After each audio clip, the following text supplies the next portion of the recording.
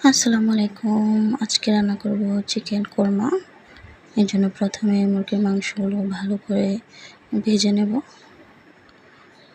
অনেক বেশি ভাজা যাবে না, হালকা করে ভেজে নেব। তাহলে কোরমাটা সফট হয়। এই তো ভাজা শেষ। এখন পেঁয়াজ বেরেস্তা করে নেব কোরমার মধ্যে দেওয়ার জন্য।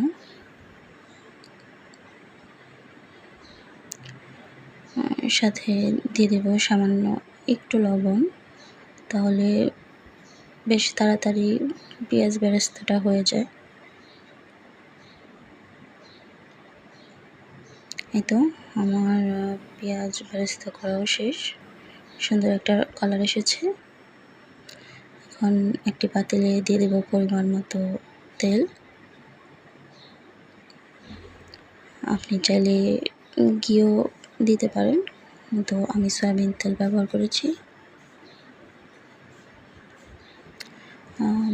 ভালো করে গরম হয়ে এলে এর মধ্যে দিয়ে দেব ব্লেন্ড করা পেঁয়াজের পেস্ট দিয়েছি। এখন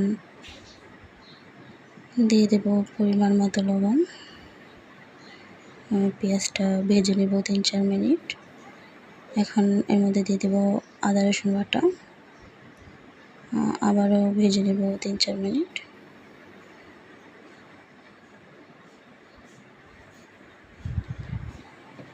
এখন এর মধ্যে দিয়ে দেব কাজু বাদাম এবং কাঁচামরিচ পেস্ট।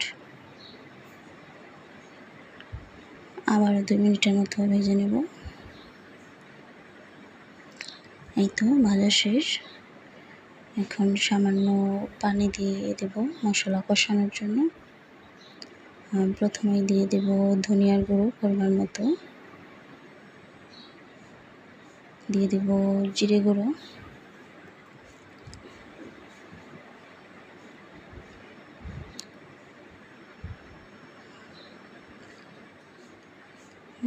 ভালো করে মিশিয়ে নেব। এখন দিয়ে দেব জয়ত্রী জয়ফল গুঁড়ো এবং সামান্য গোলমরিচ গুঁড়ো। আমি গোটা মশলা ব্যবহার করিনি, গরম মশলার গুঁড়ো দিয়েছি সাথে। এখন দিয়ে দেব ফেটানো টক দই।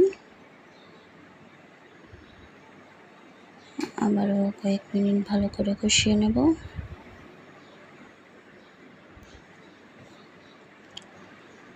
এই তো আমার মশলা কষানো শেষ। এখন এর মধ্যে দিয়ে দেব ভেজে রাখা মুরগির মাংস।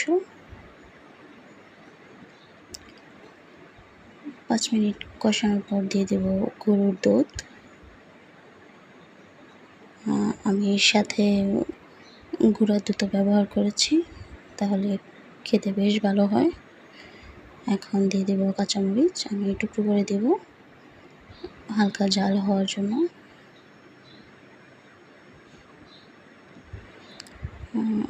ঢেকে দেব, ভালো করে মাংসটা সিদ্ধ হবে এবং সফট হবে।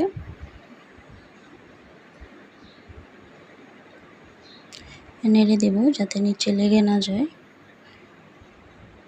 এই তো আমার কোরমা রান্না শেষ। এখন বেরেস্তা দিয়ে এটাকে পরিবেশন করব।